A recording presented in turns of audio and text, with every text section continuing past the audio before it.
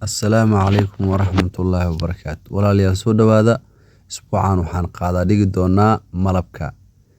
Su'aalo yar oo kooban oo ku saabsan malabka ayaan isweydiinaynaa inta aan guda galin mowduuca malabka. Waxaan jecelnahay in aan wax ka fahanno fikir dadka ay haystaan. Sidaa darteed marka dadka waxay ka aaminsan yihiin su'aalo badan oo la xiriira malabka ayaa halkan soo jeedin doonaa. Waxa ugu horeeya Quraanka ma lagu sheegay malabka inuu daawo yahay. Lambar 2 malabka cadaanka iyo midka guduudka ah keebaa nafaqo badan. Malabka ma ku jira fitamiino noocee waaye fitamiinada ku jiro oo laga helo malabka. Sidoo kale su'aasha afraad ay waxay noqonaysaa malabka ma la isticmaali ma la isku dhayi karaa oo sida maaragtay daawo ahaan looma isticmaali karaa iodine iyo hydrogen oo kale ma loo isticmaali karaa. Qodobka shanaad ama su'aasha shanaad waxay noqonaysaa malabka dhiigga ma soo celiyaa oo qofka hadduu dhiig la'aan yahay malabka hadduu isticmaalo dhiiggiisa kor mu soo kacayaa.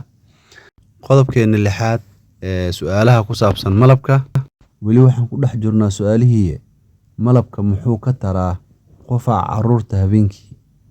Waa su'aal muhiim ah. Su'aasha toddobaad ee la xiriirta malabka macdanta jirka u baahan yahay ma laga helaa malabka sida potassiumka, magnesiumka, sodiumka. Su'aasha sideedaad ee la xiriirta malabka malabka ma u fiican yahay cudurrada ku dhaca caloosha sida gaaska iyo shubanka. Su'aasha sagaalaad ee la xiriirta malabka ee aan soo qaadanayno midkee ugu wanaagsan malabka cayriinka miyaa wanaagsan mise mid malabka la hagaajiyo laga shaqeeyo la kariyo ayaa fiican. Malabyada kee ugu fiican. Sidoo kale malabka uurka ma soo ridi karaa mise waxba kama dhibo.